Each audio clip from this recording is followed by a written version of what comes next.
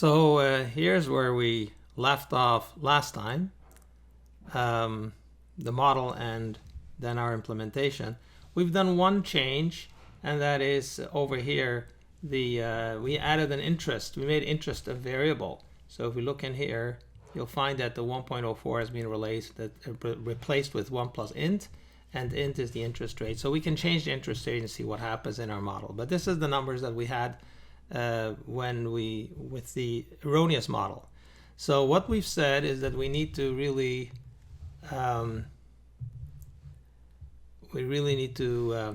erase this xc naught here, which we'll just do. And then what we need to do is we need to go to the cell, and this xc naught needs to be taken out. Just delete. And now we need to resolve. So we go to data, we solve,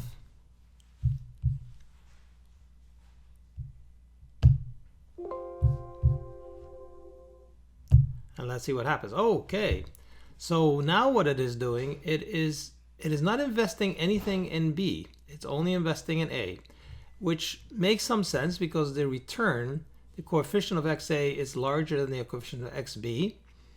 And the constraints are such that it's still worth investing in XA, but there's something peculiar. We are keeping behind in XC naught. We're not investing our own entire $10,000, so investing 9.2. We're investing $711 or so, $712 in the bank. And the reason for that is because in the following year, we're exactly at 7,000. We're spending all the money that we can. We don't reinvest anything in the second year, but we need to keep some aside because apparently 7,000 is not enough to keep our commitments for next year. So we need to put aside a little bit of money at an interest rate in order to allow us. And I think if we increase this, for example, if we were to increase this to $20,000, in other words, sorry, that's not the right one. If we were to increase this to 20 and resolve,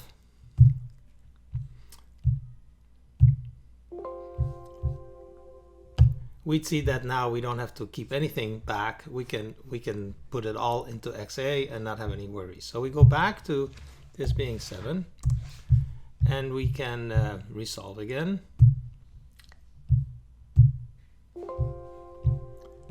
And we have our solution, which invest primarily in XA, keep a little bit behind so that you can keep your commitment for next year, which is insightful that we use the bank in this manner, which is totally different than the use of the bank that we had in mind when we started off. So we're sort of getting educated. It's becoming a cooperative effort, somewhat painful cooperative effort between us and the artificial intelligence that the model gives us. But this is the modus operandi for operations research models. You model them, you implement them, you realize that you didn't quite think it through so as well as you thought, and you get the results. It's a little bit more painful. Okay. Oh, one more thing. What happens if the interest rate is 20%?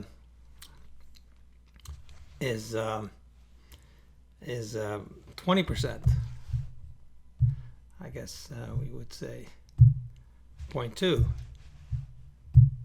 and if we were to then solve, we would see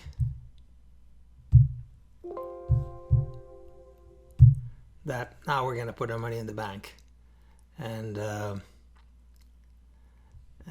we put 10,000 aside, and next year we take our entire wealth, which is 10,000 plus 7,000 plus 2,000, which is the 20% interest, and we reinvest it for a return of 15,833, and because the interest rate is so large that the discounting of the future money is much lower, so these coefficients are lower, and so there we are.